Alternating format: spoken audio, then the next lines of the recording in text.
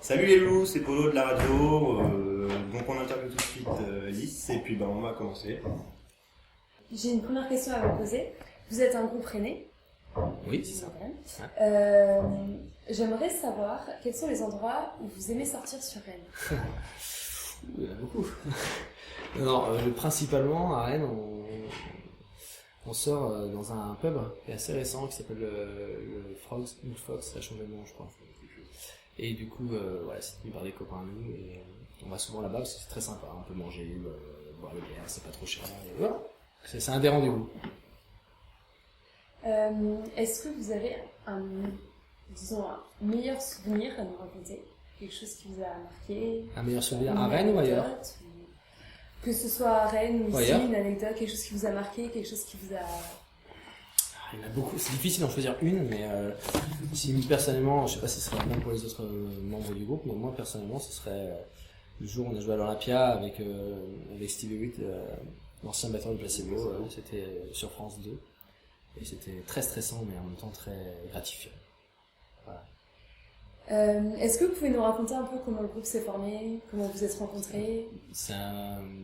Comment on s'est formé, il a commencé en 2008. Et je m'étais entouré à la base j'ai créé le projet et je me suis entouré d'amis de fac. Et petit à petit, ça a tourné. D'accord. Et du fil en aiguille, il y a eu pas mal de rencontres de musiciens, concerts, soit des fois par internet. Okay. Et la formation actuelle existe depuis 2013. D'accord. Voilà. Ça a pas mal changé. Okay, je suis le seul depuis l'origine, c'est avec moi. D'accord. Ouais. Et vous avez une inspiration particulière Les dans la femmes. musique? Je déconne. Ce qui vous inspire La vie, musicalement ou dans les textes, ce qui nous inspire dans les textes. Les deux nous intéressent. Musicalement, c'est vrai qu'on est très influencé par tout le rock anglo-saxon, mais aussi l'électro. Moi, j'aime beaucoup le jazz aussi. Chet Baker, des choses comme ça, même si on ne ressent pas forcément la musique, mais ce côté un peu mélancolique qu'on peut retrouver un peu noir, on peut retrouver dans notre musique. Sinon, au niveau de ce qui nous inspire au niveau des textes, ce qui m'inspire, parce que c'est moi qui écris les textes, c'est plutôt les rapports, la complexité des rapports humains, c'est assez inspirant. Si vous aviez un endroit où vous rêveriez de vous produire, ce serait lequel? Sur la grande scène de l'échelle.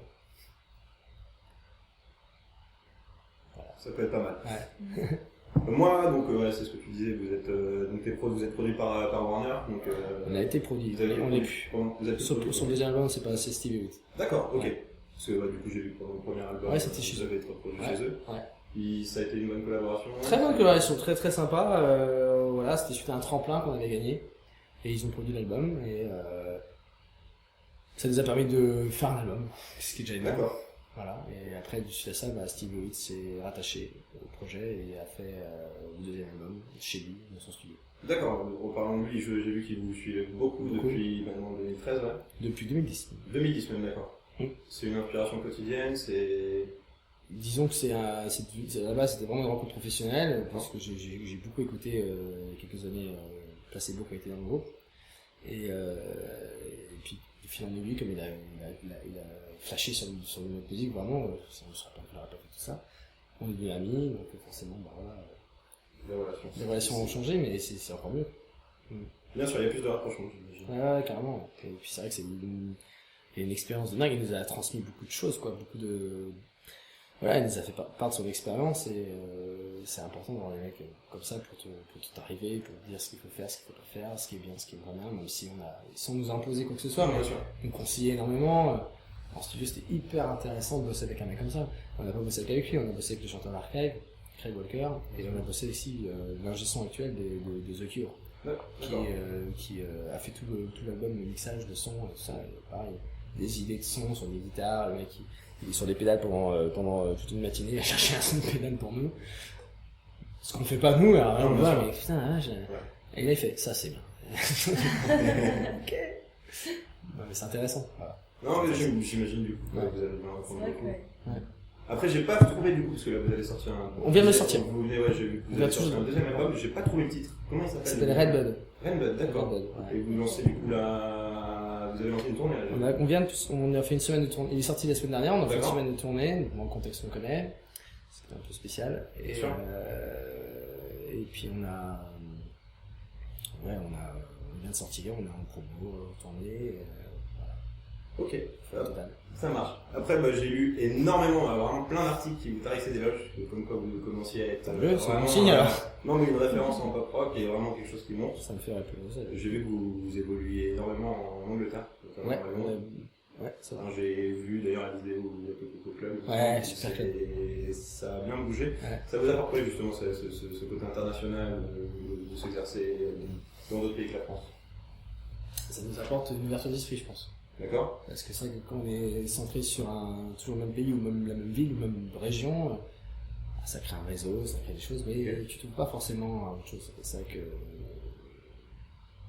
c'est pas vraiment un choix de notre part à la base, hein. C'est juste qu'on a senti naturellement, enfin c'est fait naturellement, on a senti qu'il y avait une ouverture. Que là-bas c'était possible? Ouais. Donc on a essayé très rapidement d'aller à Londres, et puis après à Londres on a fait les États-Unis, la Chine, c'est ma vie. Des beaux voyages payés. Au niveau de l'ambiance, c'est comment? C'est un bon argument, c'est pas ça. Ah bah, c'est vrai, ouais, mais c'est sûr que c'est ça un se bon argument. plaindre. Au niveau de l'ambiance, du coup, c'est pareil qu'en France, entre guillemets? hein? Non. Pas du tout. En Chine, ça n'a rien à voir. C'est-à-dire les gens fous. C'est taré. C'est vrai? Ah, c'est taré. Là-bas, c'est faire attention à ce qu'on mange. Déjà. Tu sais pas trop ce que tu bois. Ouais. Je sais pas pourquoi je parle de ça, mais ça m'a marqué. Non, mais... L'odeur, qu'est-ce que ça pue? C'est vrai? Ça sent la pollution. Donc, ce qui m'a marqué en Chine, c'est quand j'ai posé le pied sur le sol chinois. Je fais, il y a un problème, là, il y a une usine nucléaire qui a explosé ou quoi? Ah, tellement c'est... Ah, mais je me sentais pas bien, j'avais envie de vomir. Et après, tu t'habitues comme en campagne avec la bouse des vaches, là, c'est pareil. Ok, je vois. Tu me monter là, et puis après, c'est cool. Et donc, du coup, à part terminé, au niveau des concerts, c'était vraiment super. D'accord. Génial, il y avait une ambiance de dingue, on a joué devant 10 000, 15 000 personnes. Je vais, si vous avez pas Francis après.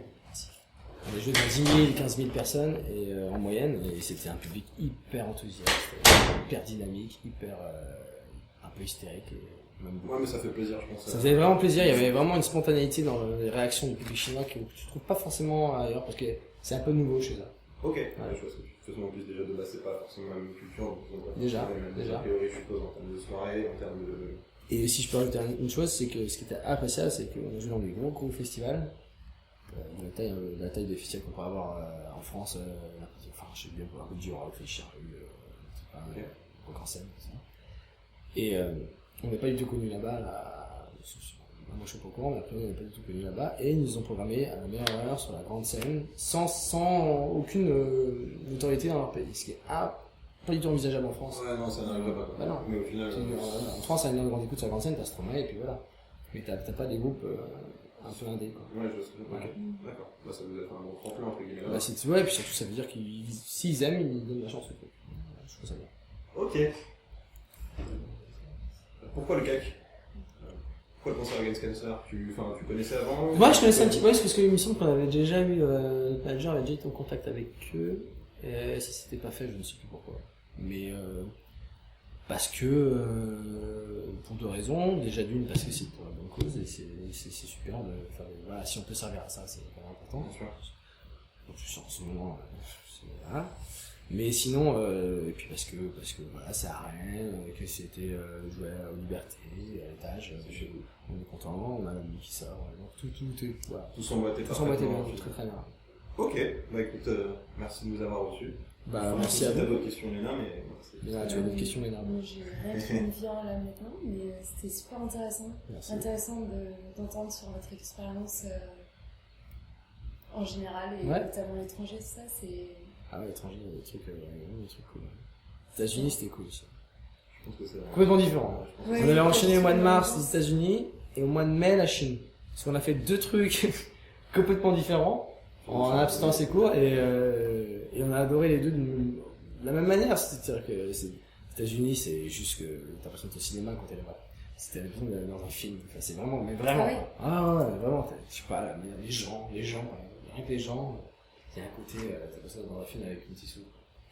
Il y a une décontraction chez les Américains qui est bien, peut-être que tu connais. Ouais, mais j'ai vécu 2 ans là-bas, mais c'est. Décontraction, c'est exactement ça la ça. cool. Quoi. Non, mais vraiment. Puis les gens sont tous, je Ils trouve. sont vraiment ouverts d'esprit sur la plus qu'on le croit. communication, ouais, c'est ça. On a joué au Texas, hein.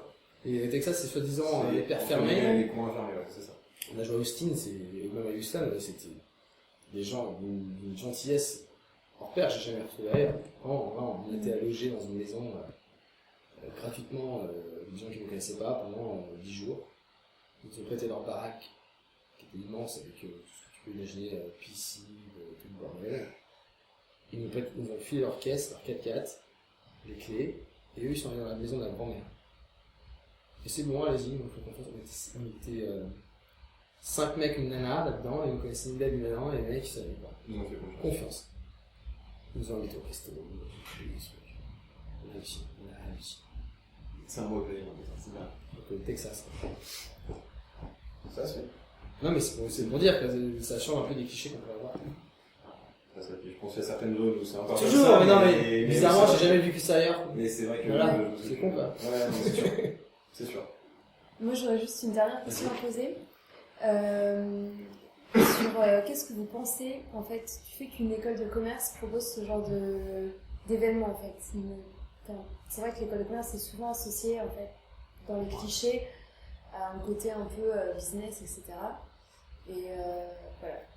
Qu'est-ce que vous pensez de ce genre d'événement? Il faut bien du pognon pour organiser des événements. Hein. Voilà. J'ai répondu à la question, je pense.